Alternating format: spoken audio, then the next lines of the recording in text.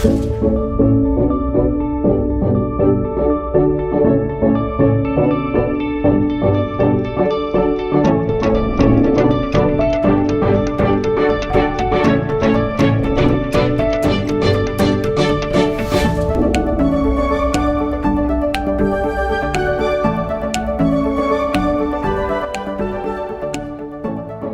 students, welcome back to my YouTube channel Civil Edu Next. Myself Maitri Dave, Assistant Professor at LJ Institute of Engineering and Technology. Let us begin our lecture where we are going to discuss civil engineering materials. So let us start our lecture number 3 for that. But before that, let us recall what we have learned in previous lecture. In previous lecture, we have discussed two terms, concrete and the brick, right? Now, in today's lecture, basically we are going to discuss about two topics in which the first material is all about the stone and secondly we will see the aggregates, right? So let us start with the first topic, stone. So for stone, first we are going to discuss that what is stone, right? Then we will see the classification of stone. Then we will move to the use of stone and lastly we will see the properties of good stone, right? So let us understand first that what is stone.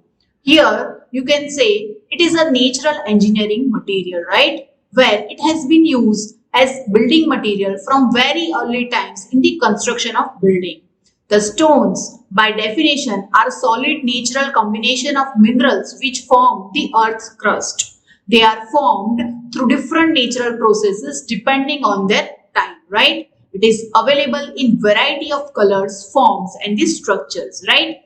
They are strong, durable and decent in appearance. So that is the concept of stone. Now let us understand the classification of stone. For classification, I can say it is classified in three types: geological, physical and chemical. In which let us understand first the geological, in which again it is further classified as igneous rock. It means it is formed by cooling and thus solidifying from a molten state. For example, I can say the granite and the basalt are the example of it, right? As shown in this figure. Now, the second type is the sedimentary rock. It means it is formed by a process of cementation of small particles that results from the disintegration of rocks. For example, I can say the limestone and the sandstone as shown in this figure, right? The third type is the metamorphic rock. It means it is formed by gradual changes in the structure of either igneous or the sedimentary rocks caused by heat, water and the pressure. For example, I can say the marble, slate and the genesis, right? So these are the examples. Now, if I want to talk about the physical classification, then the first type is the stratified rocks. It means they are derived from sedimentary rocks. These stones are found in layers deposit one above the another. The examples are like limestone and the sandstone as shown in this figure, which are known as the stratified rock, right? The second type is the unstratified. It means they do not show any type of layer formation like the granite and the marble as shown in this figure, right? The next one is the foliated. It means they have tendency to split away in a definite direction only. This type of structure is commonly found in metamorphic rock as shown in this figure, right? So this is classification according to the physical classification. Now let us understand the chemical one, in which the first one is the siliceous. It means in this type of rocks, silica is the principal constituent, right? They are hard, durable and not affected by weathering agencies. For example, I can say the granites and the quartzites, right? So these are the examples. Now let us understand the argillous rocks. It means in this type of rock, clay is the principal constituent. They are moderately hard, durable but brittle in the nature. For example, the slate and the laterites, right? Now the next classification is the calcareous rock. It means in these types of rock, calcium carbonate is the principal constituent. For example, limestone, marble and the dolomite, right? So this is the classification based on the three terms, right? Now let us understand the use of stone. For that, I can say the stone masonry is used for the construction of foundation, wall, column and the arches. Even they are very useful for the flooring. Even the stones with good appearance are used for the face work of the building. It means the front work of the building, right? Polished marbles and the granites are commonly used for the face works. Even the stones are used for paving of roads, footpaths and open spaces around the buildings, right? Stones are also used in the construction of piers and abutment of bridges, dams and the retaining walls. Crushed stone with graved are used to provide base course for roads, right? Even these are used in the following work also, like as a basic inert material in a concrete mix, even for making artificial stone and the building blocks, and as railway ballast also, right? So these are the uses of stone. Now let us understand the property of good stone. For that, I can say the first property is the durability. It means stone selected should be capable of resisting adverse effect of natural forces like wind, rain and heat, right? Second property is all about the dressing. It means the stone should be easily carved, molded and cut and dressed to any desirable shape, right? The third property is all about the color. It means the stone should have uniform attractive color. Stone with the much iron should be discouraged as the formation of iron oxide disfigures them and brings about disintegration. So marbles and the granites get very good appearance when polished, right? That is all for color. Now next is the resistance to heat and fire. It means resistance to heat means that the stone must have a very low amount of expansion due to large increase in the temperature. So sandstones resist fire better, right?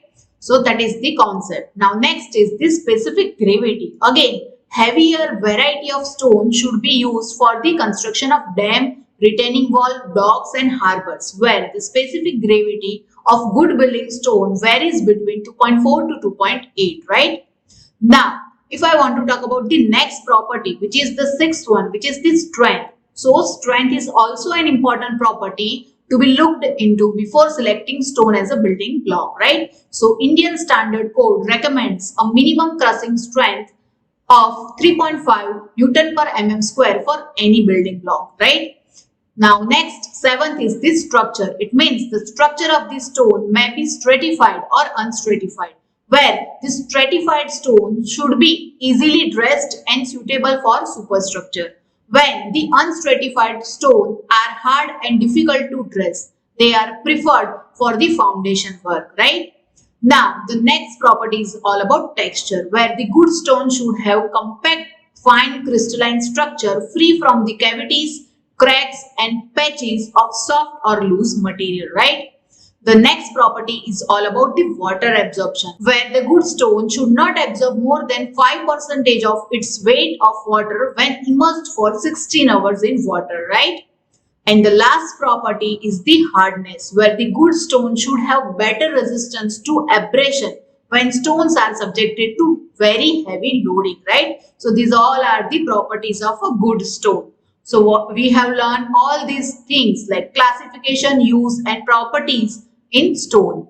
Now let us move to the aggregates. So here in aggregate, I can say the first topic that we are going to understand is what is aggregate, right? Then we will see the classification of aggregate. Then we will see the use of aggregate and lastly the properties of aggregate, right? So let us begin with what is aggregate. So here I can say it is an inert material mixed in fixed proportion with cementing material to produce concrete, right? It is used as a filler material and used for increasing volume of concrete. Ingredients of concrete. So ingredients of concrete are the water, sand, cement, coarse aggregate and the fine aggregate. So here the term aggregate comes, right? So it is responsible for strength, hardness and durability of concrete, right? So if I want to classify the aggregates, then I can say the classification of aggregate can be done based on grain size, based on origin and based on density. Where based on grain size, it is classified into two types, the fine aggregate and the coarse aggregate. Where for fine aggregate, I can say is passed through the BIS test CU number 480, where the size less than 4.75 mm, right? For example, I can say the river sand is the fine aggregate, right? Now, if I want to talk about the coarse aggregate, then again, for this sieve, it written on the BIS test sieve number 480. So the size is of course more than 4.75 mm. So for example, I can say the gravel or the broken stone are to be considered as the coarse aggregate, right? So that's all for the grain size classification. Now let's understand the classification based on the origin. So it is classified into two types again, the natural and the artificial. So for natural, I can say it is available naturally like river sand or the gravels as shown in this figure, or artificially, it means made artificially. For example, I can say the broken bricks, broken stones, crust, blast furnace slag as shown in this figure, right?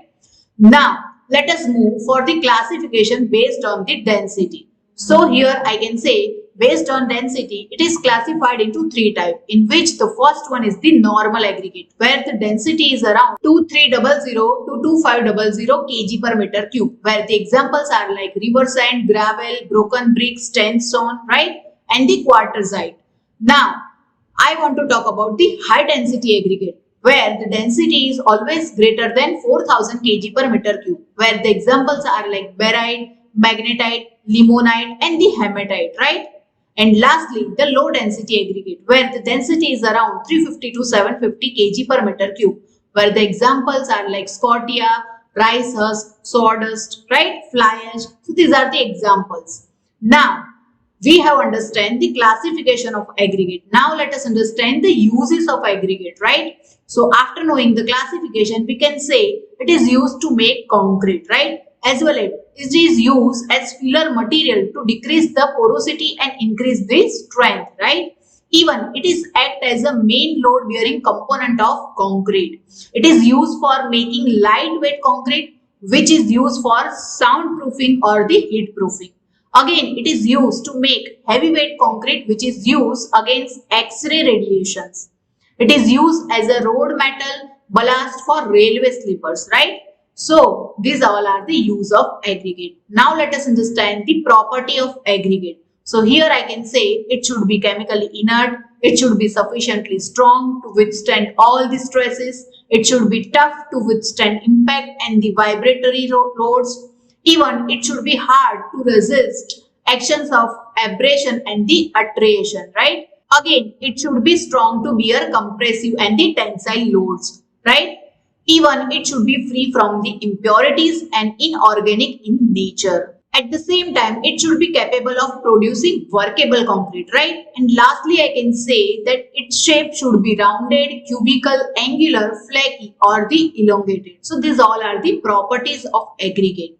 So in aggregate, we have understand its classification, uses as well as the properties, right? So in today's lecture, we have understand the basic and the important two materials, which are stone and aggregate in detail. I hope you understand both of these material in detail. See you soon in the next lecture. Thank you for watching. Don't forget to like, share and subscribe my YouTube channel, Civil Edu Next.